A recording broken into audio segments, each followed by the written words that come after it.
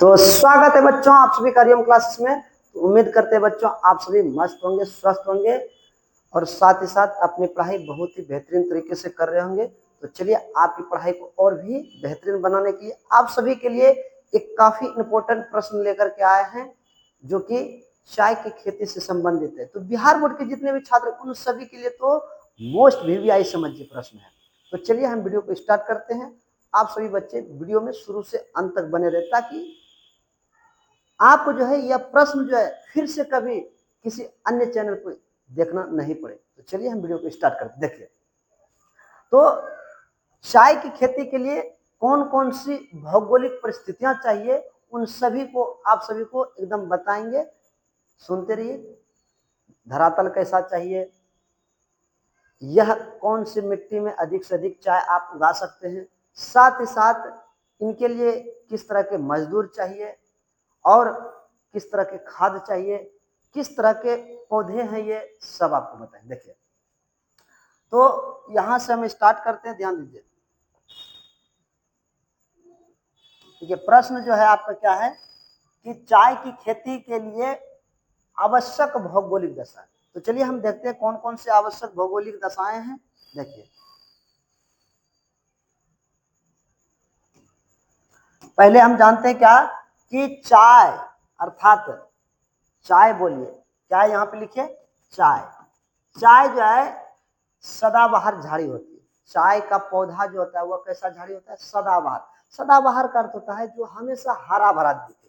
क्या दिखे, हमेशा हरा भरा होते हैं, उसको कहते हैं सदाबहार। साथ ही चाय में जो है एक पदार्थ पाए जाते हैं जिसे हम कहते हैं थीन। क्या कहते हैं, थीन कहते हैं। यह जो है पदार्थ जो चाय में पाए जाते हैं, इसी के सेवन से मतलब पीने से जो है हमारे शरीर में फुर्ती महसूस होता है, मतलब सुस्ती खत्म होकर के ताजगी महसूस होता है।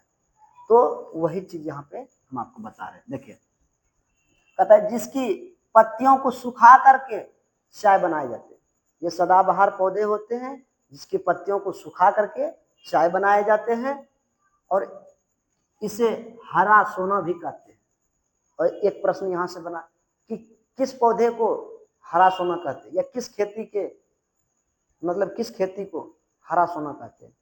चाय की खेती को हरा सोना कहते हैं या चाय के पौधे को हरा सोना कहते हैं।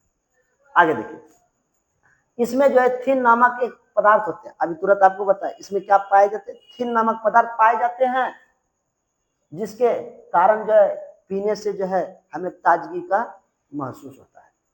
साथ ही साथ देखिए क्या कहता है, यह भारत की एक महत्वपूर्ण पेय पदार्थ है। पेय मतलब उसको कहते हैं जो पीने वाला पदार्थ होता है, उसको हम कहते हैं पेय पदार्थ। आगे देखिए, साथ ही साथ जो है इस फसल के उत्पादन में भारत विश्व में दूसरा स्थान है। पूरे विश्व में सबसे अधिक अगर कहीं होता है उत्पादन तो वह जो है आपका कहाँ होता है। देखिए यहाँ पे भारत में जो है भारत दूसरा स्थान पे है। उसके बाद जो है लेकिन खपत में पूरे विश्व में सबसे अधिक उत्पादन चाइना करते हैं, दूसरे नंबर पर भारत है। लेकिन खपत में, खपत का मतलब हुआ कि उसका उपयोग करने में, पीने में जो है प्रथम स्थान। आगे देखिए, यह जो है रोपण फसल के अंतर्गत आते हैं। रोपण मतलब होता है कि जिस फसल को हम एक बार लगा दे, जिस पौधे को, और हम वह जो है 2 से 3, 3 से 4 या 5 से 6 साल मतलब 2 से अधिक वर्षों तक फसल को दे, उसको कहते हैं रोपण, मतलब फल को दे। देखिए, चाय का पौधा अगर हम 1 साल लगाते हैं तो 1-2 साल हमको रुकना पड़ता है और उसके बाद जो हमको कई वर्षों तक चाय देते रहते हैं, तो उसको हम कहते हैं रोपण फसल। क्या कहते हैं, रोपण फसल। तो यह रोपण कृषि के अंतर्गत आते हैं। सर्वप्रथम जो है अंग्रेजों द्वारा जो है इसकी कृषि ब्रह्मपुत्र घाटी में 1884 में आरंभ किया गया। तो देखिए, अगर आपसे पूछ ले कि चाय की खेती सबसे पहले जो है किसने किया था, तो अंग्रेजों ने ब्रह्मपुत्र की घाटी में लाए थे और लगाए थे 1984 में, 1940 में। उसके बाद जो है आज भी वह ब्रह्मपुत्र घाटी चाय के उत्पादन में सबसे आगे है और महत्व रखते हैं। देखिए, तो कहता यह प्रदेश आज भी प्रमुख उत्पादक क्षेत्र है। अब चलिए हम जानते हैं कौन कौन से भौगोलिक परिस्थितियां चाहिए। देखिए पहला जो क्या चाहिए, जलवायु। क्या चाहिए, जलवायु। ध्यान दीजिए पहला यहाँ पे क्या है, जलवायु। जलवायु में चाय जो है उष्ण एवं उपोष्ण कटिबंधीय। उष्ण मतलब होता है जहां अधिक गर्मी पड़े, उपोष्ण मतलब साथ ही साथ ठंडा भी अधिक हो। देखिए उपोष्ण कटिबंधीय कैसा पौधा है, उपोष्ण। कहने का मतलब सर्दी भी वहां पड़े और गर्मी भी पड़े तो उसको कहते हैं उपोष्ण। क्या कहते हैं, उपोष्ण।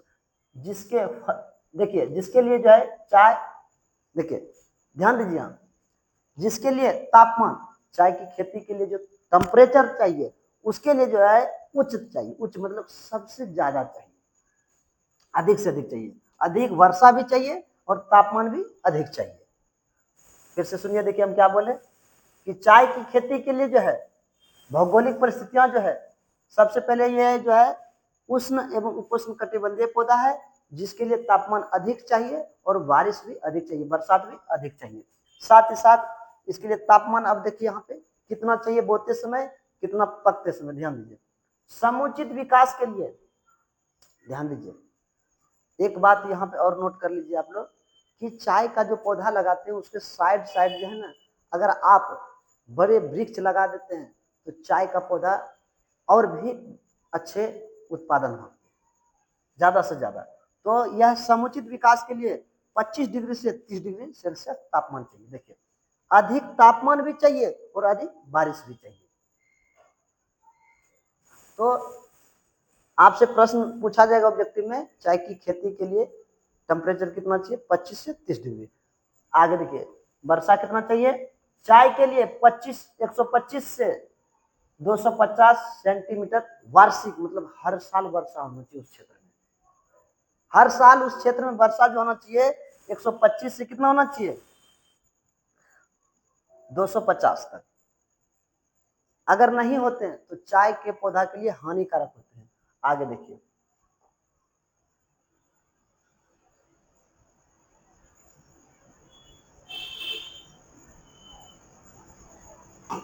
ध्यान दीजिए, अब मिट्टी किस प्रकार की मिट्टी में चाय का पौधा होते हैं, उसके लिए जो है हमको चाय की खेती के लिए जो है उपजाऊ गहरी दोमट मिट्टी चाहिए। कैसा मिट्टी चाहिए, अधिक से अधिक उपजाऊ वाला मिट्टी हो और गहरी और दोमट मिट्टी उपयुक्त तो होती है जिसमें ह्यूमस, पोटास, फास्फोरस एवं लोहांस की पर्याप्त मात्रा हो। ह्यूमस की भी मात्रा हो, पोटास की भी मात्रा हो, लोहांस की भी मात्रा हो। इन सभी पोषक तत्वों की मात्रा अच्छे हो तभी चाय की खेती के लिए उपयुक्त माने जाते हैं। अगर मान लीजिए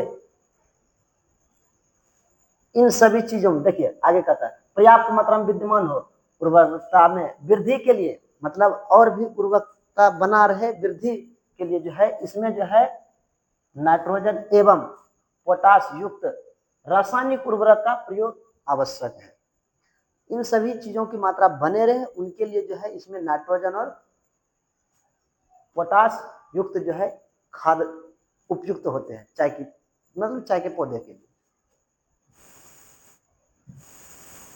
आगे देखिए उसके बाद जो है अगला पॉइंट क्या है, भूमि, मतलब धरातल जो चाहिए। चाय के पौधे की जड़ों में जो है जल जमाव नहीं हो उसके लिए भूमि हमको चाहिए ढालू, मतलब सीढ़ी के रूप में होना चाहिए ढालू। तो वही चीज यहाँ पे लिखे हैं, चाय के पौधों के लिए भूमि जो चाहिए, धरातल जो चाहिए, वह जो चाहिए कैसा चाहिए, ढालू। यहाँ गल्लू लिखा है नहीं, ढालू होगा, क्या होगा, ढालू नुमा, ढालू नुमा होना चाहिए चाय के पौधा के लिए। तो इस तरह से होना चाहिए ताकि जड़ क्या हो, गले में। अतः चाय के बागान पर्वतीय ढालू भूमि में लगाए जाते हैं। तो फिर से देखिए धरातल कैसा चाहिए, चाय के पौधे की जड़ों में जल का अधिकता ना हो, जमाव ना हो, ताकि उसका जड़ गले नहीं और चाय का पौधा का अधिक से अधिक विकास हो और नष्ट नहीं हो, क्या नहीं हो, नष्ट ना हो। अतः चाय के बागान पर्वतीय इलाके में लगाए। पर्वत के मतलब जहाँ के ढालू जैसा भूमि होता है। पर्वत कैसा होता है, ऊपर ऐसे। साथ ही साथ देखिए श्रमिक, श्रमिक मतलब क्या, काम करने वाले लोग सब जो है चाय की खेती में नहीं काम कर सकते हैं। चाय की खेती के लिए जो है निराई, गुराई, कटाई, छटाई तथा जो पत्तियों को चुनने के लिए जो है कुशल और सस्ता मजदूर होना चाहिए। आगे देखिए, आगे जो है आप जानते हैं कि चाय के पौधे जो लगाते हैं आप सभी या जो भी लगाते हैं उनके लिए अधिक से अधिक पूंजी की आवश्यकता पड़ती है। धान का पौधा थोड़ी है कि कोई भी लगा लीजिएगा, तो इनके लिए पूंजी अधिक चाहिए। क्या चाहिए? पूंजी की आवश्यकता ज्यादा से ज्यादा पड़ती है, क्योंकि यह एक प्रकार की व्यापारिक कृषि है, इसीलिए इसकी खेती के लिए पूंजी अधिक से अधिक चाहिए। तो चाय बड़े बागानों में पैदा की जाती है, जिसके लिए जो है अधिक पर्याप्त मात्रा में पूंजी की आवश्यकता पड़ती है। तो देखिए, इन सभी पॉइंटों को आप अगर अच्छे से याद रख लेते हैं तो आपको आराम से 4 में से 4 अंक मिल सकते हैं। देखिए, तो फिर सुनिए ऑब्जेक्टिव टाइप में किस तरह पूछेंगे। चाहे किस तरह का पौधा है? सदाबहार झाड़ी। इसमें क्या पाए जाते हैं? थीन नामक पेय पदार्थ पाए जाते हैं, जिसके पीने से ताजगी महसूस होते हैं। साथ ही साथ यह सबसे पहले कब लगाए गए थे? 1840 में अंग्रेजों के द्वारा ब्रह्मपुत्र घाटी में। और इनके लिए कितना मात्रा में बारिश चाहिए? 125 से 250। साथ ही साथ तापमान कितना चाहिए? 25 से 30 डिग्री। साथ ही साथ भूमि कैसा चाहिए? सीढ़ीनुमा ढालू भूमि चाहिए और पर्वतीय इलाका उपयुक्त होते हैं। तो इन सभी बातों को आप एकदम अच्छे तरीके से दिमाग में सेट कर लीजिए, ताकि आपको अगर यह प्रश्न आ जाए तो आप आराम से 4 में से 4 अंक प्राप्त कर लें। तो उम्मीद करते हैं बच्चों आप सभी ने जो है इस प्रश्न को काफी अच्छे तरीके से समझ लिए होंगे। तो इसी तरह का प्रश्न आप सभी के लिए और भी लाए, उससे पहले आप सभी से निवेदन है कि हमारे चैनल पे नए हैं तो चैनल को सब्सक्राइब कर लीजिए और बेल आइकन की घंटी को भी प्रेस कर दीजिए, ताकि इस तरह का वीडियो का नोटिफिकेशन सबसे पहले आप तक पहुंच सके। और वीडियो को अधिक से अधिक मित्रों में भी शेयर कर दीजिए, ताकि आपके साथ साथ आपके मित्र भी जो है लाभान्वित हो सके। तो चलिए अगले वीडियो मिलते हैं, तब तक के लिए जय हिंद बच्चों।